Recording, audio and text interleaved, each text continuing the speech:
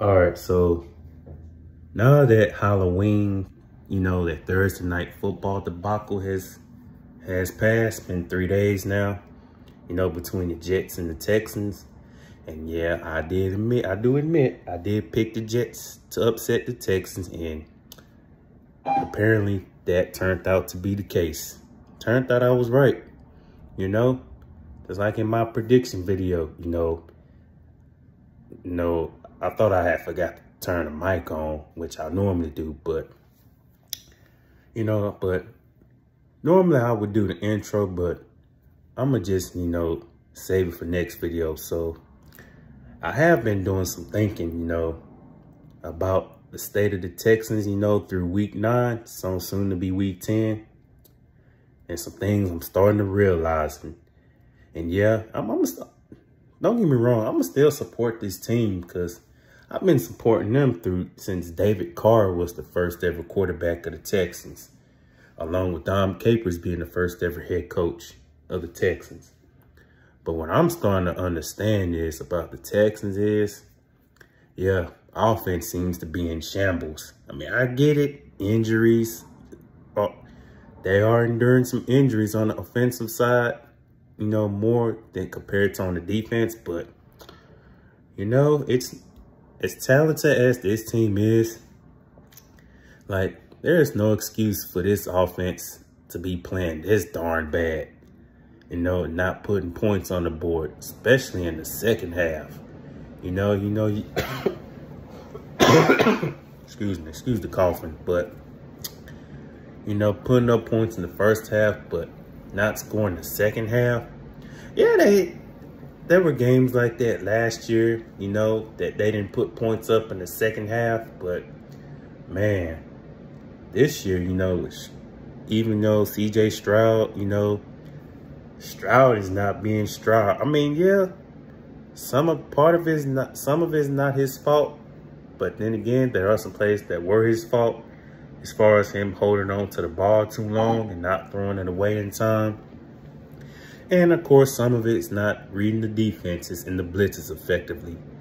I mean, yeah, the Jets, yeah, they got a great defense. I mean, they know how to get after the quarterback. But my main concern is that interior O-line.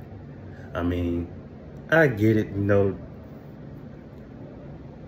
Fisher, I think Blake Fisher, did decent. But I got to say, man, this whole O-line's been sucking.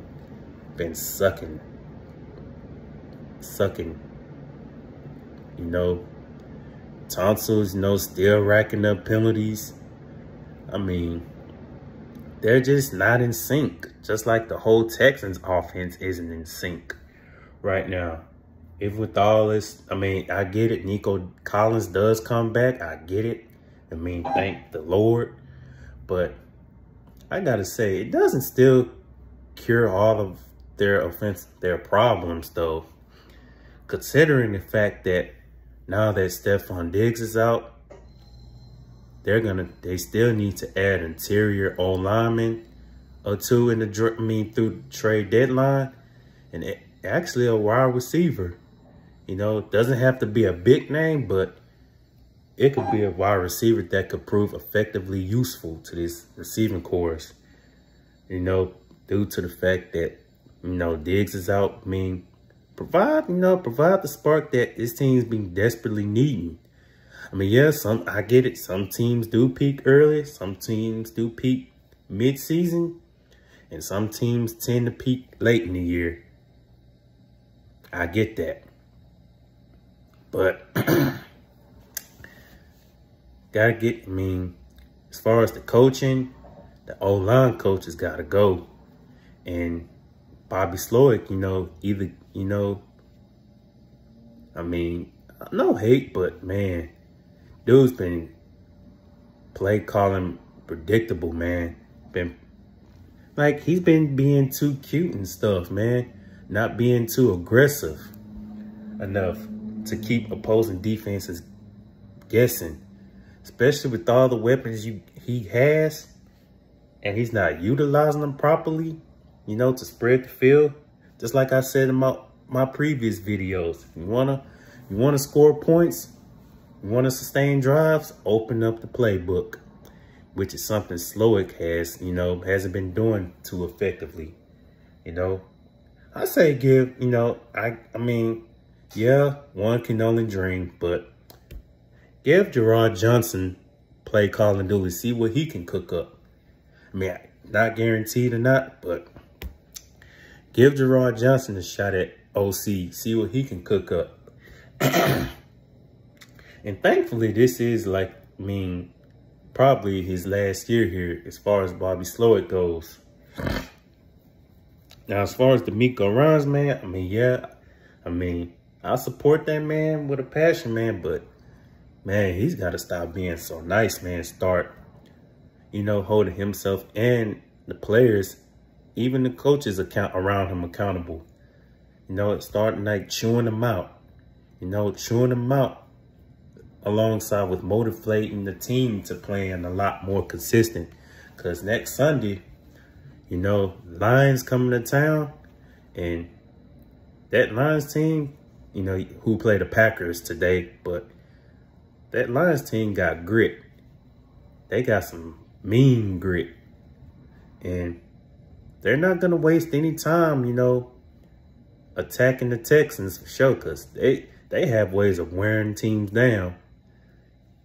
So I got to say, trade deadline's approaching. The Texans offense is in shambles.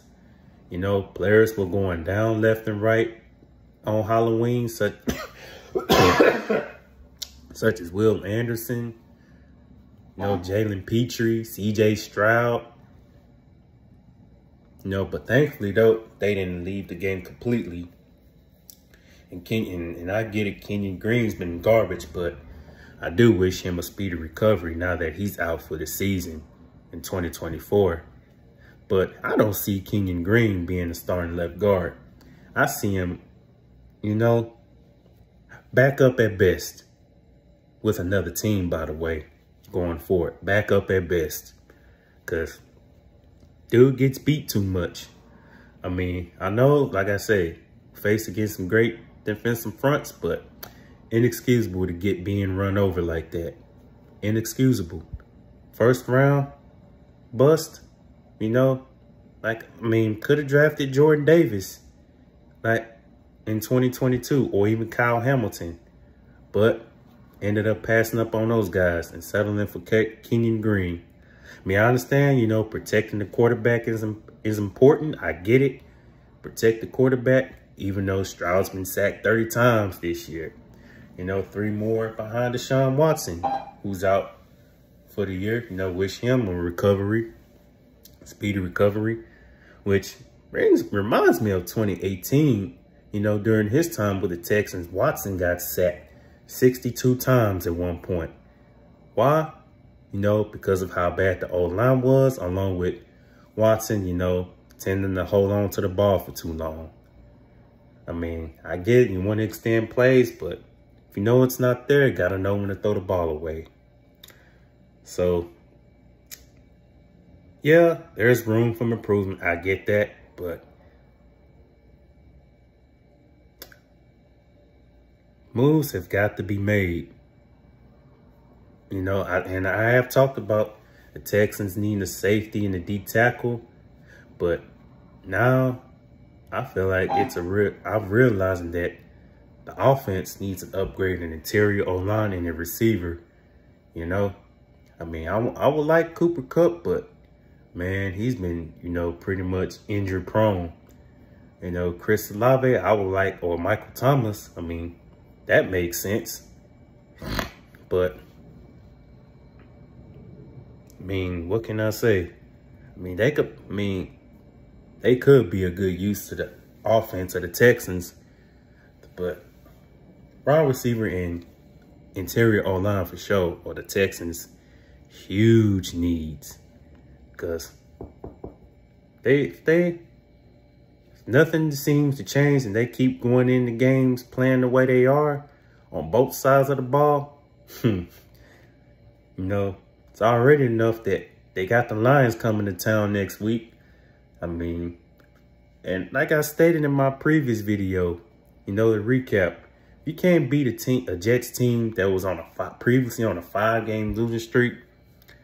How are the Texans going to be able to beat teams such as the Lions, the Ravens, and the Chiefs, you know, going forward? Hell, even the Dallas Cowboys, in who they play in 2 weeks on Monday Night Football, can beat the Texans. I mean, that's how pretty bad it's looking for the Texans, even at 6-3. I mean, I just gotta throw that out there. Hell, even the Dolphins could beat the Texans, or the Titans, even the Jaguars. I mean, if things don't change soon, you know. But I mean, the defense, you know, they had their moments, but I feel like they've been playing pretty well. But like I say, you know, the defense won't bail out the Texans every game, let alone win them every game, which means the offense going to have to turn it up, you know, going forward, you know. But it all starts with getting help within that interior offensive line and getting a effective receiver. Even with Nico coming back, you know, still need to get a receiver by the trade deadline, because I believe the trade deadline is Tuesday, if I'm not mistaken, because Caserio can't afford to let the deadline pass by, because if so, a lot of Texans fans, such as myself, is going to be pretty disappointed. And no moves made could come back to bite them in the ass going as the season progresses. So, oh, and Jared Patterson should be good to go next week, by the way. But hey, you know, only time will tell though about what Caserio does, you know, before the trade deadline. Because, like I say, cannot afford to go by the trade deadline empty-handed for sure. So if they can get an interior O-line or two, or receiver, I mean, hey, I think the Texans should be straight. But coaching's got to be a lot better though, because yeah, coaching at times has been an issue. You know, a spark has been overdone. A spark in coaching and offense has been overdue now for 9 weeks, going on 10 now. You know, should have been putting up points by now. I mean, no matter how talented the defense is, can't depend on them every game, expect to win. Because teams like the Lions are going to end up wearing them down. And the Lions and the Ravens, you know, with Lamar Jackson and, you know, Derrick Henry. Hell, even the Chiefs, you know, yeah, we played them late in the year, but teams like those are going to wear down teams for sure. So, if not much will fix soon, hey, they aren't going to do anything meaningful long term. So, yeah, let's see what happens, you know. Always and forever, go Texans.